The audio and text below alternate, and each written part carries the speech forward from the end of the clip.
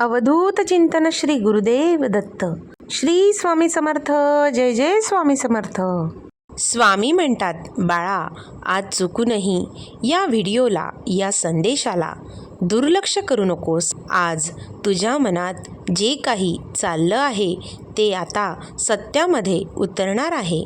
ज्या क्षणाची तू वाट बघतो आहेस तो क्षण आता तुझ्या जीवनामध्ये नक्की लवकरच जवळ आलेला आहे. त्यामुळे काळजी करू नकोस. तुझे सर्व काही ठीक होणार आहे. आम्ही तुझ्या भाग्यामध्ये खूप काही आनंदाचे क्षण घेऊन येणार आहोत. त्यामुळे बाळा, या व्हिडिओला तू शेवटपर्यंत ऐकावे अशी तुझ्या स्वामींची मनोमन इच्छा आहे. बाळा, जे तुझ्या मनात चाललं आहे ते तुझ्या स्वामींना मनापासून ठाऊक आहे. त्यांना तुझे सर्व काही दुःख, अडचणी, त्रास दिसत आहे. स्वामी आपल्या भक्ताचे अंतःकरण जाणत असतात. बाळा, आम्ही सर्व काही बघत आहोत. ते तुला सदैव बघत असतात. कोणत्याही भक्ताला स्वामी कधीही एकटे पाडत नाही. त्याच्यावरचे दुःख लवकरच हळूहळू कमी करून घेतात. स्वामी म्हणतात, बाळा, कष्ट केल्याशिवाय फळ मिळत नाही, परंतु आमच्या कृपेने अशक्यही शक्य होतं. तुझ्या जीवनात जेव्हा संकट येतात तेव्हा अजिबात घाबरू नकोस. आम्हाला, तुझ्या स्वामी समर्थांना हक्काने आवाज दे. आम्ही नाही आलो तर सांग. तुझ्या जीवनात संकट पडून जातीलच, त्यासोबतच तुला त्यात मार्ग दिसेल आणि एक दिवस यश नक्की मिळेल. स्वामी म्हणतात, बाळा, तू आता सध्या जेवढ्या वाईट दिवसाचा सामना करतो आहेस त्यापेक्षा दुप्पट पटीने तुझ्या नशिबात चांगले दिवस नक्की येतील. एक दिवस नक्की असा येईल जेव्हा तू खरंच स्वामींचे मनापासून आभार मानशील. स्वामी म्हणतात, बाळा, एखाद्या गोष्टीमध्ये आनंद मिळवण्यासाठी काम करशील तर आनंद मिळणार नाही, पण तू जर मनापासून आनंदी होऊन ते काम करशील तर तुला नक्कीच त्यात आनंद मिळेल. स्वामी म्हणतात, बाळा, तू जीवनामध्ये सतत आनंदी राहा. इतका आनंदी राहा की तुझ्या संपर्कात येणारी प्रत्येक व्यक्ती तुझ्यामुळे आनंदी होईल. स्वामी म्हणतात, बाळा, परमेश्वर जेव्हा तुझ्या अडचणी सोडवतो तेव्हा तुझा परमेश्वरावर विश्वास असतो, मात्र जेव्हा तो तुझ्या अडचणी सोडवत नाही तेव्हा त्याचा तुझ्यावर विश्वास असतो. स्वामी म्हणतात, बाळा, तुझे ध्येय दूर आहे म्हणून तू रस्ता सोडू नकोस. स्वप्न मनात धरलेलं कधीच तू मोडू नकोस. पावलोपावली येतील तुला जीवनामध्ये कठीण प्रसंग. फक्त जेव्हा तू चंद्रतारकांना स्पर्श करून जिंकण्यासाठी जमिनीला सोडू नकोस, कारण जमिनीवर राहूनच आपण सर्व काही बघू शकतो.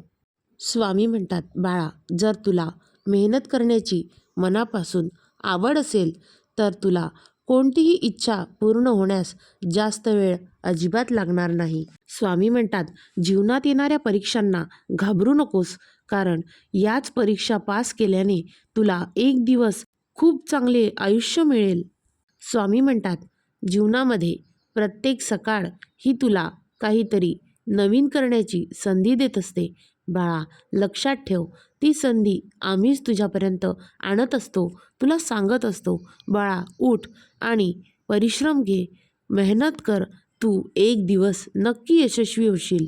स्वामी म्हणतात, बाळा, आम्ही आमच्या भक्ताला नेहमी सांगत असतो, तुझ्या नशिबात जे काही लिहिले आहे ते तुला नक्की मिळेलच, पण जर तुला त्याहूनही काही विशेष मिळवायचे असेल तर तुला मेहनत आणि परिश्रम हे घ्यावेच लागतील.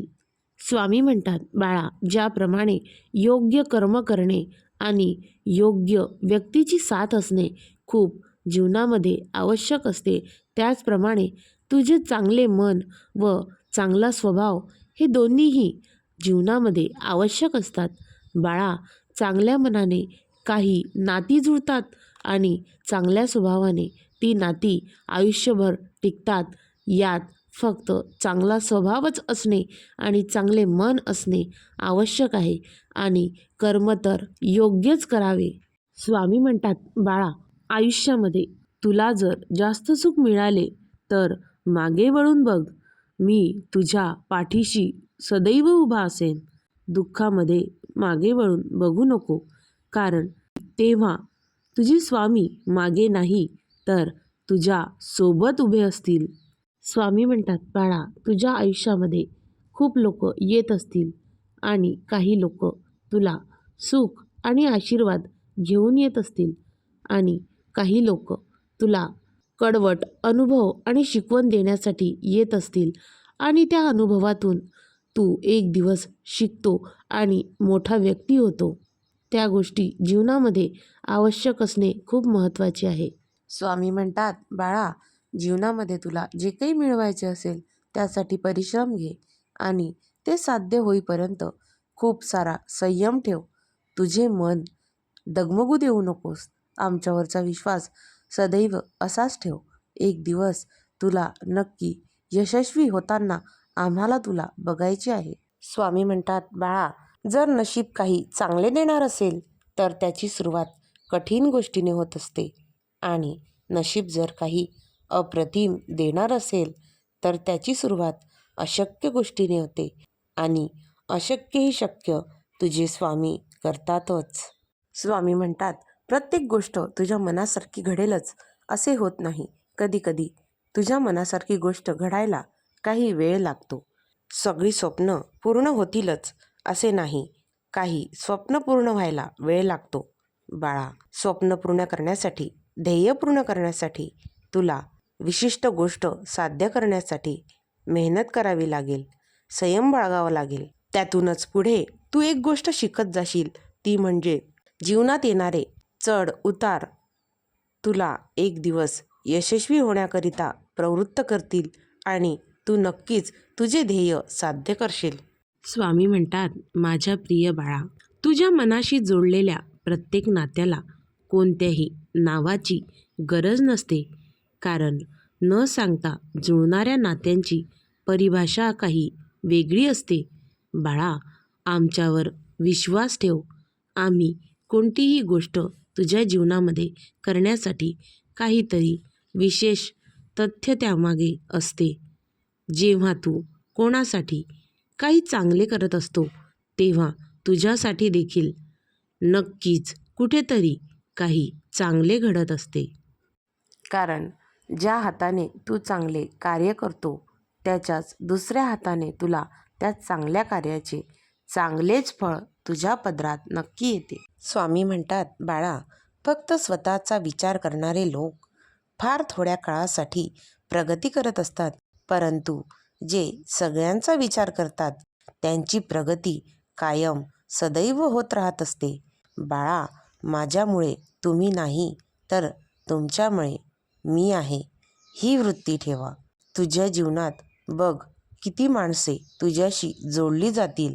जर तू तशी वृत्ती ठेवली तर तुझं जगणं दुसऱ्यासाठी एक आशा ठेव. त्यांच्या मनामध्ये तुझ्याबद्दल प्रेमाचा आदर असला पाहिजे असे तू त्यांच्यासोबत नेहमी वागत जा.